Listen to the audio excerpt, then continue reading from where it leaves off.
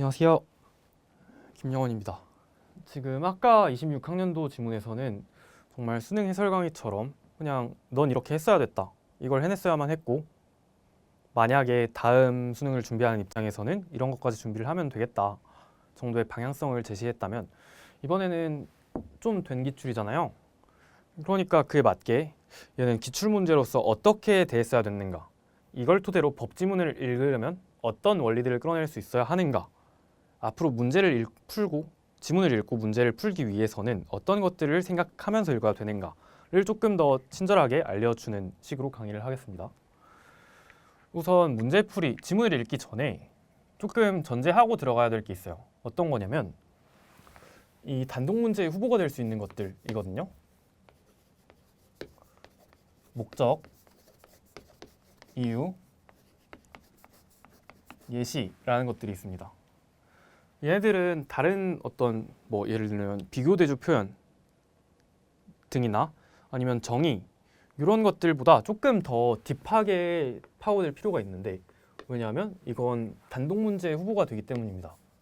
얘 자체로 그냥 목적이 뭐였냐, 목적이 뭔지를 알면 맞추고 모르면 틀리는, 혹은 이 예시가 무엇에 대한 예시고 어떻게 예시가 될 수 있는지, 어떤 일반적 서술에 어떻게 대응이 되고 있는지를 파악을 하면 풀고, 그렇지 못하면 틀리는 문제가 있습니다.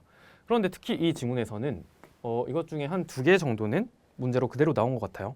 그래서 각각을 일단 열심히 읽어야 된다라는 것을 파악을 하시고, 뭘 어떻게 열심히 읽어야 되는지 모르겠다 하면 제가 알려드려야죠. 목적은 뭐뭐를 위해서, 뭐뭐를 위함이다, 아니면 예를 들어서 기술 지문 등에서는 그냥 기능 자체가 곧 목적인 경우도 있죠. 그런데 얘가 목적이라면, 목적은 어떤 방향성이잖아요. 결국에 특정한 법 제도가 나오든 어떤 사상이 나오든 어떤 A라는 목적을 가지고 있었으면 결국에 그 작업의 끝에는 A가 완료되면서 끝나야 합니다. 그러니까 그 글 전반을 관통하는 주제가 된다고 볼 수 있겠죠. 그래서 머릿속에 넣고, 혹은 방향, 그 글에서의 위치를 생각하고 글의 방향성 전체가 이 목적을 향해 가고 있을 거다라는 것까지 알고 있어야 된다는 겁니다. 그 다음에 이유. 이유는 왜냐하면이나 때문이다 등으로 나올 수도 있고, 뭐뭐함으로, 그러니까, 그러므로, 이런 식으로 나올 수도 있는데, 그 표지 자체는 중요한 게 아니고, 이 이유가 나왔을 때 이게 무엇의 이유이고 어떻게 이유가 될 수 있는지, 그러니까 따라서 같은 말이 나왔을 때에는 이게 왜 따라서인데? 라고 그 앞에서 근거를 끌고 와야 된다는 말입니다. 그리고 예시는 이게 무엇에 대한 예시인지, 그것은 근처를 잘 보시면 알 수 있을 것이고, 어떻게 예시가 될 수 있는지는 이 예시가 그 지문의 일반적인 서술, 조금 더 보편적인 구체화되지 않은 서술에 비추어 보았을 때 각각의 대응되는 부분이 있을 거 아니에요. 여기서 1, 2, 3 해놓고 A, B, C를 줬으면, 1은 A는 1에 대응하고 B는 2에 대응하고 C는 3에 해당했구나 라는 각각의 부분들을 연결하면서 싹 다 대응시키면서 읽어야 된다는 것입니다. 네, 그 정도로 일단 언급을 하겠고, 그 다음에는 얘가 법지문이니까 해야 되는 것들이 있습니다.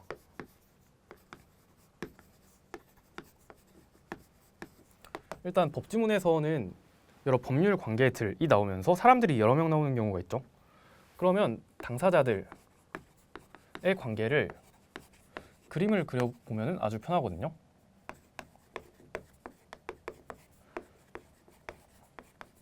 그림을 그리라는 게 구조도를 그리라는 거죠. 정치화법을 하는 친구들은 이미 잘 하고 있을 텐데, 그렇지 않더라도 이 어떤 출제자나 지문을 쓴 사람의 머릿속에는 그 표상이 있거든요. 그러니까 A, B, C가 있으면 출제자는 실제로 A, B, C를 이렇게 박아놓고 생각을 하는데, 지문을 읽고 있는 네가 그걸 안 하면 조금 손해를 보면서 들어간다는 거죠. 이건 그래프 같은 것을 언어로 서술을 한다 했을 때 X축, Y축을 직접 그려보는 거랑 그렇지 않은 것의 차이 정도로 아주 강력합니다. 그래서 웬만하면 당사자들의 관계가 나오면 이걸 표시하면서 읽었으면 좋겠다라는 것이고, 그리고 이 지문에서 특히 할 것은 권리라는 게 뭔가, 앞으로 법지문을 읽을 때 권리라는 게 나오면 어떤 식으로 이해를 해야 되는가까지 다뤄보려고 합니다. 이거는 지문을 읽으면서 차차 설명할게요. 자, 그럼 이제 1문단 들어가 보겠습니다. 채권이라는 것은 어떤 사람이 다른 사람에게 특정 행위를 요구할 수 있는 권리이다. 채권의 정의를 주고 있죠. 어떤 사람이 이럴 수 있는 권리다. 그렇대요. 이 특정 행위를 급부라 하고 이때 얘란 말을 이제는 얘를 급부로 읽으면 되겠다라는 말을 하고 있네요. 특정 행위를 해줘야 할 의무를 채무라 한다. 그렇대요.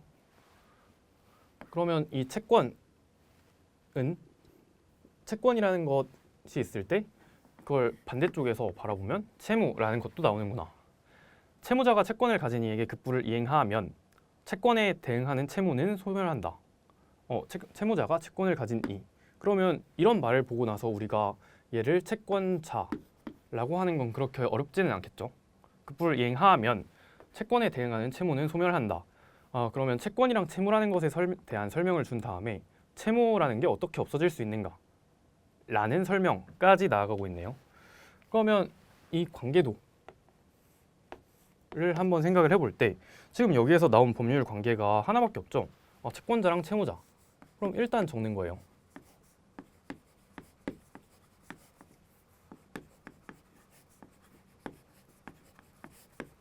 이렇게 있을 때 채권자가 할 수 있는 거는 채권자는 채권을 토대로 요구를 할 수 있다. 뭐를 급부라는 것을 하게 시킬 수 있다.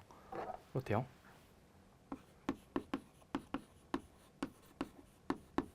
그러면 얘는 채무라는 게 있으니까 얘가 시키면 해야 된다라는 거죠. 뭐 급부는 재화나 서비스 제공인 경우가 많지만 그 외의 내용일 수도 있다. 이걸 주는 이유가 있겠죠.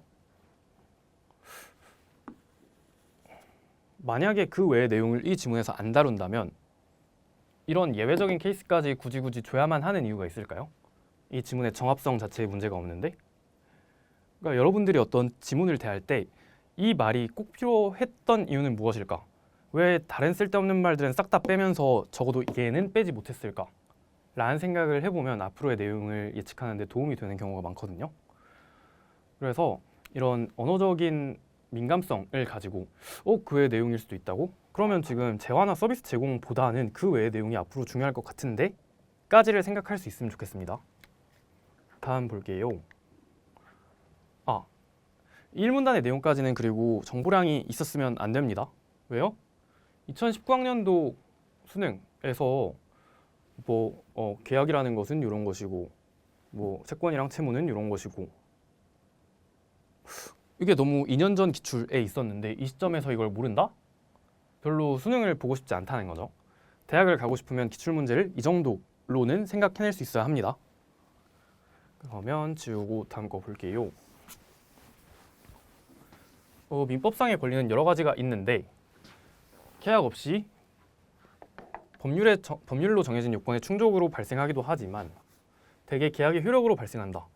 그러면 민법상의 권리가 여러 개 있음을 언급하고 그것이 발생하는 어떤 발생하는 조건들, 양상들에 대해 다루고 있네요. 그리고 민법상의 권리라는 게 왜 나왔을까? 아까 채권이 권리라면서요. 그러면 그 중에 여러 가지 중에 내가 알고 있는 그건 채권이지 정도는 생각을 해야겠죠. 계약이란 권리 발생 등에 관한 당사자의 합의로서 계약이 성립하면 합의 내용 대로 권리 발생 등의 효력이 인정되는 것이 원칙이다. 여기에서도 권리 발생 등이 있다는 건 권리 발생 말고도 다른 걸 발생하게 할 수도 있나 보죠. 그래서 계약이 성립하면 그게 얘에 대한 합의니까 합의대로 되는 건 너무 당연한 것 같아요. 당장 필요한 재화나 서비스는 그 제공을 급부로 하는 계약을 성립시켜 확보하면 되지만 미래에 필요할 수도 있는 재화나 서비스라면 계약을 성립시킬 수 있는 권리를 확보하는 것이 유리하다. 일단 우리가 재화나 서비스라는 것이 앞에 나와 있었는데 걔가 조금 덜 중요해 보일 것 같았는데 그것을 또 수식어를 통해서 나누고 있죠. 그러면 당장 필요한 게 있고 당장 필요하지 않은 친구들이 있나 보다. 미래에 필요할 수도 있는 거. 이게 미래에 꼭 필요한 것도 아니고 미래에 필요할 수도 있다. 가능성 정도만 있는 재화도 있구나. 일단 이 정도를 보셨으면 좋겠고 미래에 필요할 수도 있는 재화나 서비스라면 계약을 성립시킬 수 있는 권리를 확보하는 것이 유리하다. 왜 그럴까요? 이게 아까 말한 그 법지문에서 권리라는 것을 어떻게 바라보아야 하는가랑 연관이 되어 있는데 권리라는 것을 이해하기 위해서는 우리가 의무랑 비교하면서 이해를 해보면 조금 편한데 그러면 권리라는 게 있고 의무라는 것이 있을 테죠. 이때 권리랑 의무의 큰 차이점은 뭐냐? 권리는 있다고 무조건 해야 되나요? 그렇진 않죠. 근데 의무는 그 말 그대로 의무니까 얘는 무조건 해야만 하는 행위잖아요. 근데 권리라는 것은 내가 해야만 하는 게 아니라 그 권리가 있을 때 내가 해도 되고 안 해도 된다. 그러니까 할 수 있다는 것의 어떤 의미는 안 할 수도 있다는 거거든요. 내가 해야만 하는 게 아니다 라는 말의 의미를 잘 파악을 하셨으면 좋겠습니다. 그러니까 이 권리라는 것은 내가 해야만 하는 게 아니라 안 해도 되는 거니까 미래에 필요할 수도 있는, 그러니까 꼭 필요하다는 게 아니죠. 내가 꼭 필요한 게 아닌데 그걸 사면 뭐 할 거야? 쓸데 없어질 거잖아요. 그러면 미래에 필요할지 필요 없을지 잘 모르겠어. 근데 필요할 것 같아 정도의 기분이 들 때 계약을 성립시킬 수 있는 권리라는 것을 확보한다는 거죠. 그러면 만약에 필요할 수도 있으니까 필요해지면 이 권리 진행시켜를 하면 되고, 필요가 만약에 없어진다면 그냥 안 해버리면 된다는 거죠. 이를 위해 예약이 활용된다. 이를 위해면 뭐죠? 목적이고 여기서 이라는 대용 표현이 있는데 계약을 성립시킬 수 있는 권리를 확보한다라는 말을 받아주는 걸로 보면 되겠죠.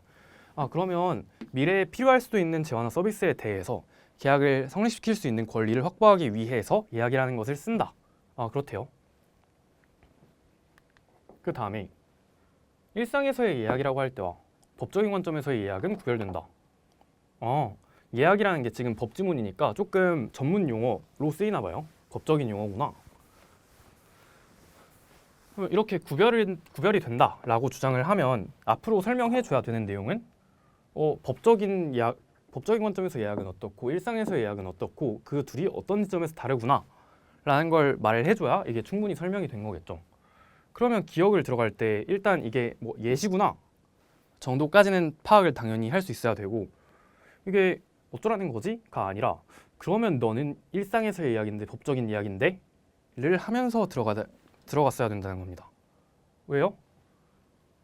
앞에 이런 말을 써주면 당연하게 설명이 되어야 할 내용이니까 예측을 하고 그 내용을 확보하려고, 그러니까 모르는 상태로 하나하나 새로운 것들이 나타나는 게 아니라 당연히 있어야 될 내용이 어떤 식으로 있는가, 구조 자체는 미리 잡아놓고 그 안에 내용들을 채워넣는 방식으로 지문을 독해하셨으면 좋겠습니다.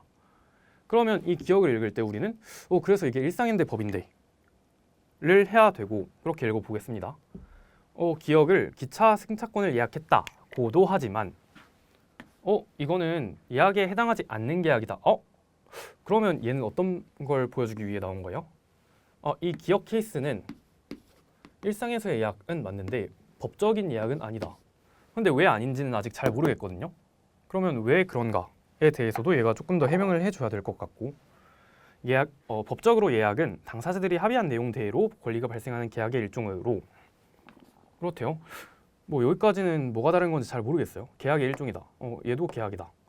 재화나 서비스 제공을 급부 내용으로 하는 다른 계약인 본계약을 성립시킬 수 있는 권리 발생을 목적으로 한다. 그러면 예약이라는 것은 일반적인 계약과 다르게 걔 자체로 어떤 급부를, 그러니까 행위 자체를 재화나 서비스를 요구하는 게 아니라 다른 계약을 성립시키는 권리라고 하는 거죠. 그래서 아까 일문단에서 그런 떡밥을 던져놨구나. 그 외의 내용일 수도 있다. 지금 그 외라는 거 괜찮아요? 다른 계약인 본계약을 성립시킬 수 있는 권리 발생이니까 아까 뿌려놨던 떡밥을 여기서 회수하는 걸로 볼 수 있겠네요.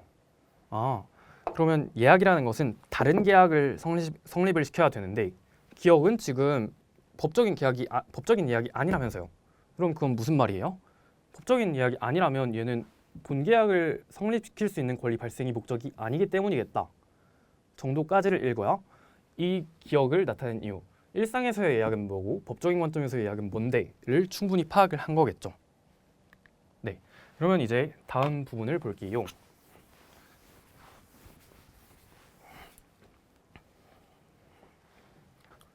예약은 예약상 권리자가 가지는 권리의 법적 성질에 따라 두 가지 유형으로 나뉜다. 권리의 법적 성질에 따라 얘가 기준이겠네요.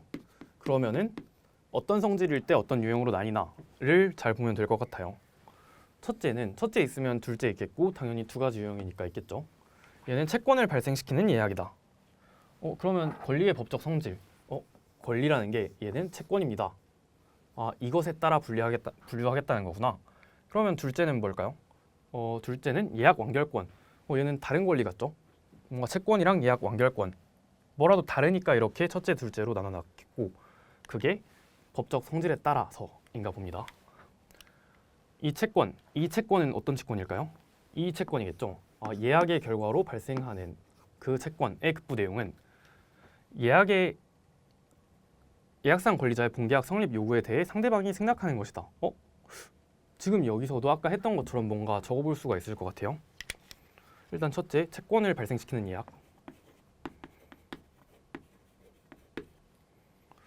그러면 예약상 권리자.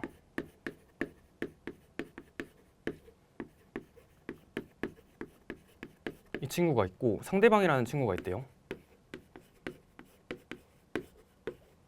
일단 적어놓고 이걸 보면서 따집시다. 얘가 본계약 성립 요구를 하면 뭔가 본계약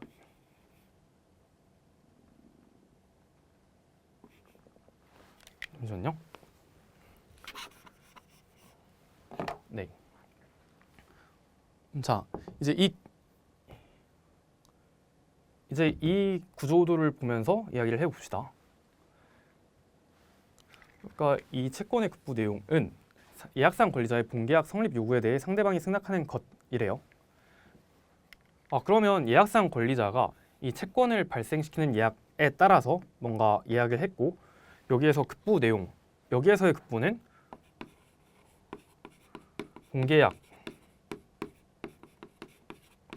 본계약을 성립해달라고 요구를 하면 승낙하는 것까지가 얘의 급부라고 합니다. 그러면 얘가 나 본계약을 이 예약에서는 본계약을 성립시키고 싶으니까 너 승낙해 하면은 상대방이 승낙을 해야 된다는 거죠. 회사의 급식업체. 지금 예시인 거 괜찮죠? 갑자기 이런 구체적인 얘기를 하고 있으니까. 그러면 이 예시에서 아까 제가 싹 다 대응시키라 했죠. 그럼 이 지문에 있는 이 예시를 읽으면서는 예약상 권리자는 누구고 본계약 성립 요구에 대해서 상대방이 승낙하는 것에서 상대방은 누군가를 봐야 됩니다. 이걸 한번 생각하면서 볼게요. 회사의 급식업체 공모에 따라 여러 업체가 신청한 경우 그중 한 업체가 선정되었다고 회사에서 통지하면 예약이 성립한다. 지금 회사에서 통지를 했더니 예약이 성립을 한대요. 그러면 뭐 회사가 예약상 권리자인가? 이따위로 생각을 하면 안 되겠죠. 지금 예약상 권리자는 어떻게 찾을 수가 있을까요? 성립 요구를 하는 친구로 찾으면 되겠죠. 이에 따라 선정된 업체가 이 회사가 뭔가 해서 공모에 따라 선정된 업체가 급식을 제공하고 대금을 받기로 하는 본계약 체결, 이런 본계약이 있고 그 본계약에 대해서 체결을 요청하면 회사는 이에 응할 의무를 진다. 그러면 우리는 이제 조금 더 잘 입혀서 읽을 수가 있겠죠. 여긴 예약상 권리자는 누구예요? 선정된 업체라는 친구고 여기서는 상대방은 회사겠네요. 그러면 여기서 이런 게 본계약이래요. 급식 제공하고 대금을 받기로 하는 본계약. 그러면 이 본계약에서는 얘가 뭐 채권자, 채무자 서로의 채권과 채무가 다 있죠. 얘는 급식 내야 되고 얘는 밥을 달라 하면 밥을 줘야 됩니다. 그리고 얘는 돈을 내야죠. 그러면 뭐 본계약, 예약 이 정도로 정리를 할 수가 있겠네요. 네, 그렇대요. 그러면 이제 두 번째 거 볼게요. 둘째는 예약 완결권을 발생시키는 예약이다. 그러면 이 친구는 법적 성질에 따라서, 권리의 법적 성질에 따라서라 했으니까 예약 완결권이 그래도 이 앞에 있었던 채권이라는 거랑은 조금 다르겠구나 정도로 생각해 볼 수가 있겠네요. 둘째는 예약 완결권을 발생시켜 버린다.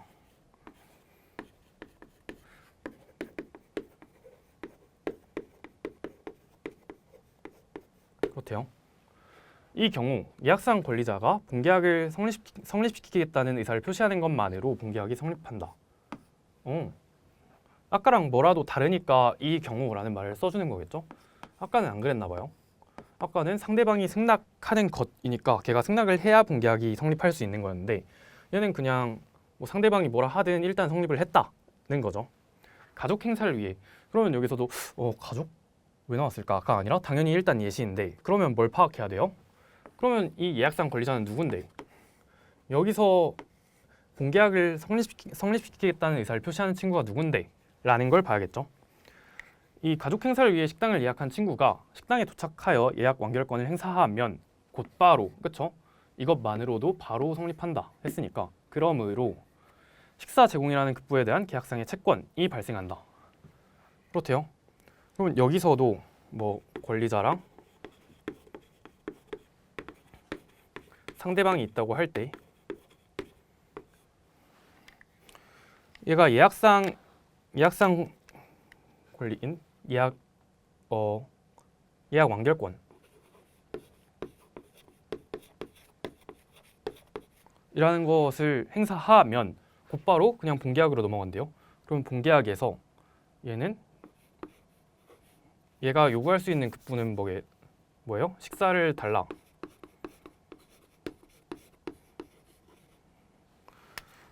이겠죠. 그래서 돈을 내는 건 얘 급부는 아니고 얘가 요구할 수 있는 또 다른 거겠죠. 네, 그렇게 해서 이 A 구간을 읽었습니다. 한번 볼게요. 예약에서 예약상의 급부나 본계약상의 급부가 이행되지 않는 문제가 생길 수 있는데 지금 이 앞부분을 똑바로 읽었으면 왜 이 두 개를 따로 냈는가? 그러면 예약상의 급부랑 본계약상의 급부가 당연히 다를 수밖에 없겠구나 라는 걸 받아들여야 되고 예약의 유형에 따라 발생 문제의 양상이 다르다. 그러면 우리가 앞에 봤던 예약의 유형이 있으니까 당연하게 정보를 끌고 와서 읽을 생각을 하면 되겠죠.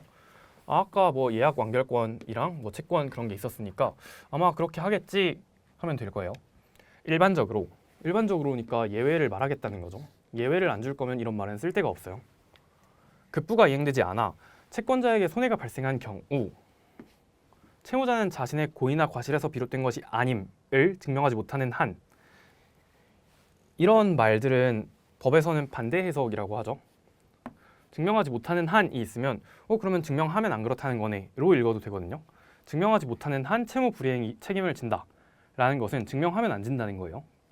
이로 인해 채무의 내용이 바뀌는데 원래의 급부 내용이 무엇이든 채권자의 손해를 돈으로 부려야 하는 손해배상 채무로 바뀐다. 그러면 이 손해배상 채무라는 것은 채권자의 손해를 돈으로 물어야 되는 건데 얘가 채무 불이행 책임을 진다는 것은 그냥 돈을 내라는 거구나. 괜찮은 것 같아요.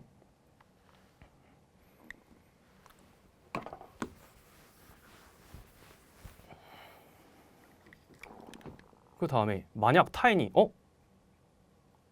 고의나 과실로 예약상 권리자가 가진 권리 실현을 방해했다면 예약상 권리자는 그에게 책임을 물을 수 있다. 일단 이렇게 대충 비슷해 보이는 말들이 아까 앞에랑 조금 비슷한 것 같은데 왜 똑같은 말을 여러 번 하지? 라는 생각이 들면 뭔가 잘못 읽고 있다는 거니까 열심히 째려봐서 뭐라도 다른 거 하나를 찾아내야 돼요. 그러면 뭐가 다르냐? 얘는 타인이죠. 그러면 앞에는 타인이 아니었나 보다를 여기서 해도 괜찮고 아니면 보조사를 쓸 수도 있죠. 그에게 책임을 물을 수 있다.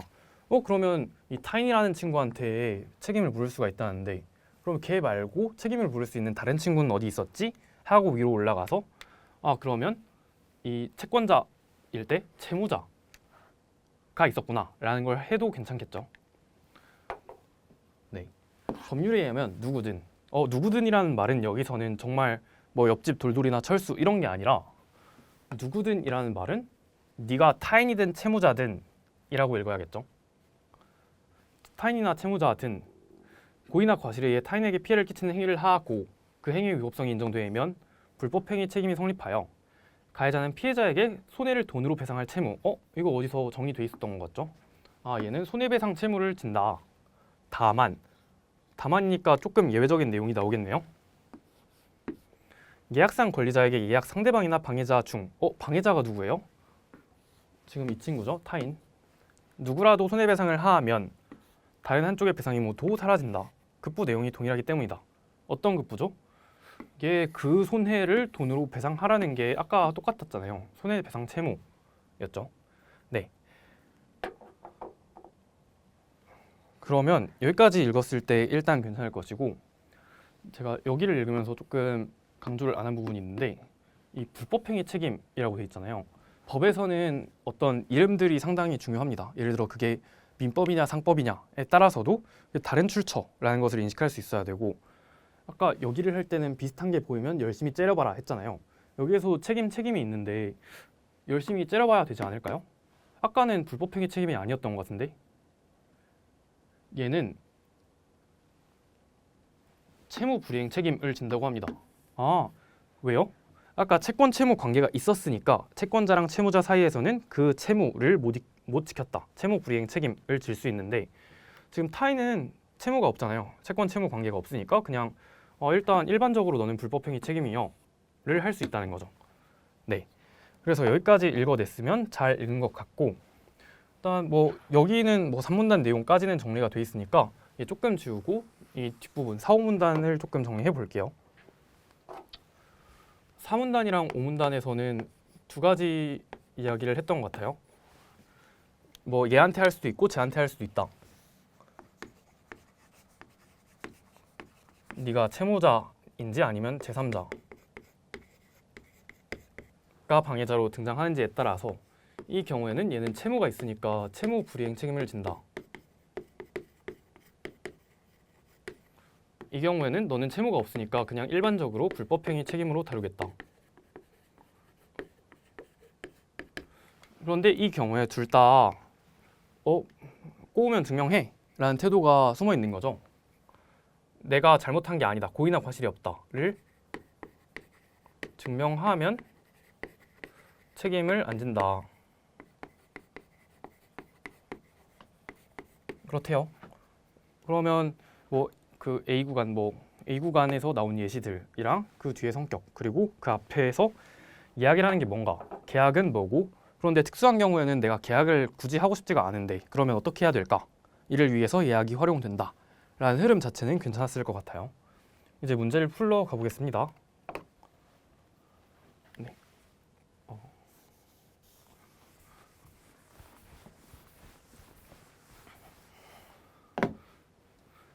뭐 이 제3자라는 것도 그냥 여기에 한 줄 추가하면 되겠죠, 사실.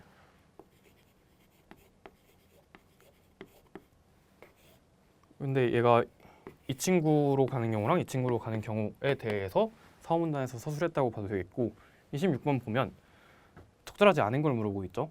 계약상의 채권은 계약이 성립하면 추가합의가 없어도 발생하는 것이 원칙이다. 아, 지금 그러면 아까 그 말의 의미가 다시금 확정이 되거든요. 계약이 성립하면 합의 내용대로 권리 발생 등의 효력이 인정되는 것이 원칙이다. 이 말을 왜 줬겠어요? 예약은 그렇지가 않다. 그러니까 예외적인 케이스를 말할 거니까 원칙을 준 거고 원칙은 원칙만 있을 때에는 그 의미가 크게 없어요. 굳이 서술을 안 해도 되는 어떤 공기 같은 전제가 되거든요. 그런데 어떤 수식을 해주거나 이게 굳이 원칙임을 밝힌다라는 것 자체가 그거 말고 다른 경우가 있다라는 걸 말해주고 있는 거니까 우리가 조금 언어적으로 민감성을 가지고 읽어나가면 좋을 것 같아요. 그러니까 얘는 원래 원칙이 그런데 예약이라는 게 조금 신기하네. 뭐 그런 게 있었죠. 뭐 예약 완결권이나 채권 그런 게 있었고 예약상 권리자는 본계약상 권리의 발생 여부를 결정할 수 있다. 이게 아주 중요하겠죠. 이게 그 권리의 법적 성질. 네가 할 수도 있는데 그냥 하기 싫으면 안 해도 돼. 라는 게 이 예약의 핵심이고 그것을 토대로 이 지문의 어떤 핵심적인 주제를 전달한다고 보면 되겠죠. 뭐 급부가 이행되면 채무자의 채권자에 대한 채무가 소멸된다. 그렇죠. 5번 불법행위 책임은 계약의 당사자들 사이에 국한된다. 별로 그렇지가 않았던 것 같죠. 지금 5문단 하나 글 제일 마지막 부분을 통째로 할애해서 이 경우를 다루고 있으니까 그냥 5번이 틀렸구나 하고 넘어가면 되겠고 그럼 다음 거 볼게요. 27번 기억에 대한 이해. 아까 기억 읽으면서 우리가 이지선다를 했던 것 같아요. 그래서 이거 법적인 이야기인데 아니면 일상적인 이야기인데? 그럼 그 생각을 하고 읽었을 때 얘도 아까부터 계속 말해왔듯이 표지가 있고 긍정 발문이면 할 말이 너무 마땅할 것 같거든요. 이거 일상에서의 이야기고 법적인 이야기 아니야 라는 말을 찾아야 되고 법적인 이야기는 뭐였어요? 법적인 이야기의 정의는 다른 계약을 성립시킬 수 있는 권리 발생을 목적으로 한다. 그렇대요. 그럼 얘는 별로 그렇지가 않다 정도를 찾으면 될 것 같고 3번 기차 승차권을 미리 구입하는 것은 계약을 성립시키면서 채권의 행사 시점을 미래로 정해두는 것이다. 이게 왜 기억에 대한 이해로 제일 적절하고 얘가 일상적 계약이고 법적인 일상적인 의미의 예약이고 법적인 의미의 예약은 아닌가에 대해서 충분히 납득이 되셔야 합니다. 지금 다른 것들은 아무 쓸데가 없어요. 지금 기억을 준 이유를 너는 알 수 있니? 라는 걸 묻는 거고 다른 건 볼 가치가 없습니다. 그러면 계약을 성립시키면서 이것은 뭐 본계약에 해당하는 어떤 느낌으로 봐도 되겠죠? 그러니까 예약이라는 것은 계약을 성립시킬 수도 있고 그러지 않을 수도 있는 것이 핵심인데 얘는 일단 성립을 시켰고 내가 그걸 단지 나중에 탈 뿐이다 라는 거죠. 그러니까 얘는 사실 이 말을 다른 방식으로 세련되게 예쁘게 풀어줬다 정도로 읽으면 될 것 같아요. 네, 그 다음에 28번 볼게요. 28번은 예시에 대한 거죠. 28번처럼 이렇게 예시는 단독 문제로 나온다. 예약의 유형에 따라 예약상 권리자가 요구할 수 있는 급부에 대해 정리한 것이다. 기억 디귿에 들어갈 내용을 올바르게 짝지은 것은 이거 보면은 일단 이런 문제에서 주의해야 될 건 이게 기억 니은 디귿이 우리의 사고의 순서랑 조금 다르거든요. 지금 우리는 뭔가 채권? 그러면 난 채권에서는 예약이랑 본계약이 이렇게 될 것 같고 예약 완결권에서는 이럴 것 같아 로 하는데 지금 니은이 여기 있는 게 아니라 여기 있죠? 이런 건 조금 주의하지 않으면 시험장에서 큰일이 날 수 있으니까 이런 좀 이상하게 생긴 문제 있잖아요. 뭔가 특이한 형태.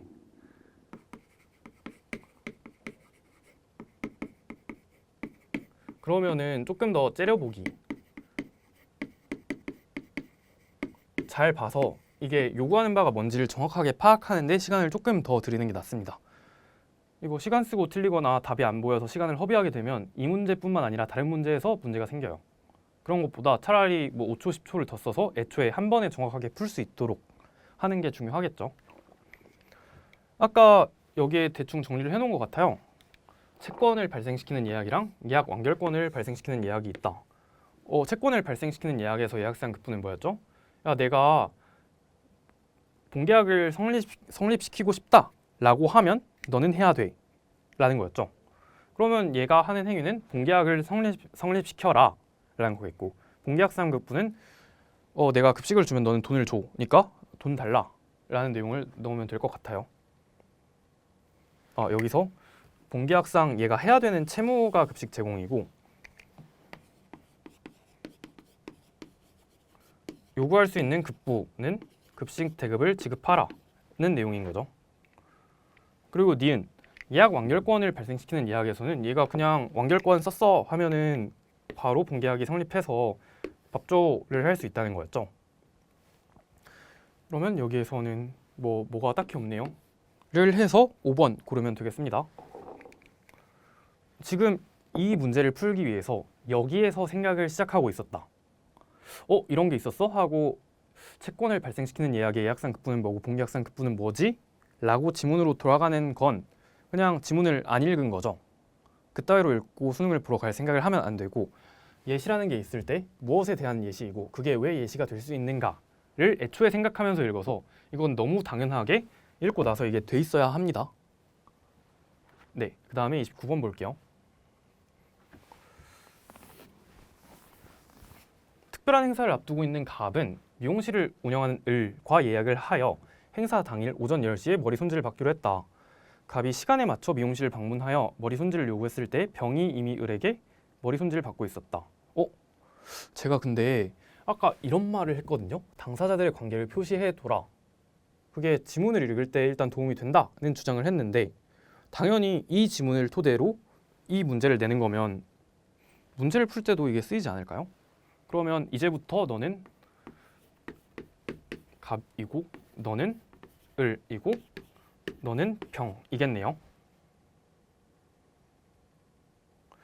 그러니까 어떻게 보면 당연한 일이죠. 이 지문을 썼으니까 이런 문제를 낸다. 이 지문에서 4, 5문단에 이런 내용을 썼는데 다른 문제에서 아직 안 건드렸으니까 이걸로 왠지 문제를 낼 것 같다.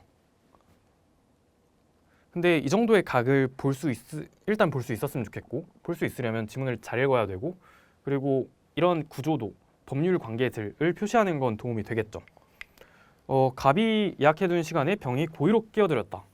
그러면 우리가 판단할 수 있는 게 있죠. 얘가 고의나 과실이 아님을 증명해야 되는데 고의로 끼어들었다. 그러면 얘는 책임져야겠네요. 그러면 얘는 지금 계약했는데 계약 똑바로 안 했으니까 채무 불이행 책임질 거고, 이 친구는 지금 싸가지가 없죠. 그러니까 불법행위 책임을 아마 져야 될 것 같아요. 선지 보겠습니다. 아까 그 26학년도 인격 동일성 지문에서도 보기를 좀 범주화를 하고 들어가자라는 말을 했었는데, 여기에서도 마찬가지입니다. 지금 사실 고의나 과실이 없어야 되는 거고, 고의인지 과실인지는 딱히 중요하지 않았죠. 그러면 1, 2번은 지금 고의나 과실이 있는 경우고, 3번 증명되지 않은 경우, 4번 증명되지 않은 경우. 증명되지 않은 거는 사실 알바노인 거죠. 증명 못했으면 다 똑같은 거지 뭐. 그러면 1번부터 4번까지 가. 그러면 책임이 있는 경우겠네요. 5번만 책임이 없는 경우다 까지 판단을 하고 들어갈 수가 있겠습니다. 그러면 우리는 1, 2, 3, 4를 읽으면서 앞부분에 대해서 더 이상 인지적 에너지를 낭비하지 않아도 되죠. 그러면 얘 책임 있으니까 책임져야 된다 라는 내용이 나오면 적절할 것 같아요. 1번 얘 책임져야 된다. 그러면 을은 갑에 대해 얘는 채무가 있었으니까 채무 불이행, 얘는 그 불법행위 책임이 있었는데 그게 결국에 다 이거 나올까요? 결국에 손해를 배상해야 된다. 손해배상 채무로 바뀐다 까지 있었죠. 그래서 병은 갑에 대해 손해배상 채무가 있다. 맞고, 2번 얘 책임이 있을 거고 을의 고의가 있는 경우, 얘네 둘 다 을이네요. 병은 잘 모르겠고 을은 일단 책임을 져야 돼요. 을과 병은 모두 갑에게 손해배상 채무를 병은 지문에 있었죠. 병은 지금 고의로 했다 했으니까 손해배상 채무를 져야 되고, 얘네 둘의 급부의 내용은 동일하니까 한 명만 하면 된다. 맞죠? 3번 가가 발생하는 과정에서 을에는 이거 책임이 그냥 있다는 거고, 을과 병은 둘 다 채무를 지고, 어떤 채무예요? 손해배상 채무고 동일하다. 지금 이 두 개 같은 거 물어보고 있는 거죠. 야, 너 손해배상 채무에 따른 급부의 내용이 뭔지 알고 있니? 그 다음에 4번 볼게요. 가가 발생하는 과정에서 이거는 책임이 있다는 거고, 을과 병은 모두 채무 불이행, 개소리죠? 지금 병은 어떤 책임을 져요? 불법행위 책임을 지죠. 그러니까 이건 이름을 잘 비슷한 게 나왔을 때 열심히 째려봐서 추궁을 해서 뭐라도 다른 점을 잡아내야 된다는 겁니다. 이거 4문단 5문단 똑같은 내용 아니야? 했으면 이건 풀 수가 없겠고, 지금 채무자일 때랑 제3자가 방해자일 때랑 다르게 하고 있지만 결국에는 뭐 손해배상 채무로 귀결이 된다라는 것 자체는 괜찮은데, 이 책임의 이름 자체가 달랐다라는 것을 어떻게든 알 수 있었어야 풀 수 있는 문항이었습니다. 그 다음에 5번, 얘는 책임 없다는 거죠, 을은. 그러면 을과 달리 병에게는 책임이 있다. 을은 책임 없는 거 맞고, 병은 아까 그 보기에서 책임이 있다 했으니까 얘는 책임이 있다. 그리고 손해에 대해 금전으로 배상할 책임이 있다는 뭐예요? 손해배상 채무의 정의를 알고 있냐라는 거죠. 그렇게 해서 4번 골랐으면 되겠습니다. 그 다음에 어휘 문제 있는데, 어휘 문제는 2번이고 이런 건 사전을 한 번씩 찾아보면 도움이 되니까, 틀렸을 경우에는 사전을 찾아보면서 지금 받았다의 밑줄이 쳐져 있는 거죠. 받았다, 뭐 가지는, 그리고 생긴 물어, 그 다음에 끼치다인데, 이런 것들이 기본적으로 다 뭐 다이어거나 아니면 동의어로 수록이 돼 있거든요. 그런데 다이어인 경우에 그 뜻들을 하나하나 보면서, 예를 들어 막 끼치다의 1번 뜻이랑 뭐 5번 뜻을 상대로 냈을 거예요. 근거가 있으니까 냈을 텐데, 표준국어 대사전을 찾아봤을 때 그 예시까지 거의 비슷하게 주거든요. 왜냐하면 그 뜻에 딱 맞는 예시를 주지 않으면 시비가 생길 수밖에 없기 때문에 거의 똑같이 준단 말이에요. 그럼 그 사전을 하나하나 읽어보면서 이 사전에서 어떤 것들을 기준으로 뜻을 나누는구나, 얘랑 얘 정도는 같은 걸로 쳐주는데 얘랑 쟤가 됐을 때는 조금 번호를 나누는구나 정도의 감각이 적어도 이걸 틀릴 때만이라도 갖춰졌으면 좋겠습니다. 그런 걸 평소에 많이 보면 실제로 어휘 문제를 풀어 나가는 데 도움이 돼요. 사전은 어떻게 나누고 있는가를 파악하자는 거죠. 네. 그러면 지금까지 해서 제가 강의 1번, 2번, 3번 해서 25학년도 6평에 고전 현대시 지문, 그리고 작년 수능에 칸트의 인격 동일성 지문, 그리고 예약 지문까지 했는데요. 뭐 이 강의만으로도 독서에 대해서 상당히 많은 도움이 될 것 같습니다. 그리고 문학을 뭐 기본적인 어떤 문학 감상, 뭐 얘가 엉엉 울고 있으면 왠지 슬프겠구나 정도는 된다는 전제 하에 그게 아마 문학의 문제가 아닐 수도 있겠다 정도의 어떤 보기를 대하는 태도나 선지를 판단하고 그 지문을 범주화하면서 이해해 나가는 태도를 보여드렸는데요. 아마 도움이 될 거예요. 그러니까 한번 열심히 보고 다른 지문들에는 어떻게 적용을 할 수 있을지, 그리고 제가 지문을 읽어 나가면서 뒤에 내용을 예측하는 근거들이 뭐가 있었는지, 뭐 어떤 단어의 느낌이나 수식어였을 수도 있고, 얘가 누군가를 비판을 하고 있다면 걔를 그냥 까는 건 아닐 테니까 까는 이유 정도는 알려주면 좋지 않을까? 그리고 그냥 까기만 하면 너무 책임이 없는 거 아닐까? 정도의 생각. 그런 생각들을 토대로 앞으로 지문을 읽어 나갈 때 뭘 할 수 있고 뭘 해야 하는지를 잘 고민하시기 바랍니다. 그럼 강의를 여기까지 하고 마무리를 하겠습니다. 감사합니다.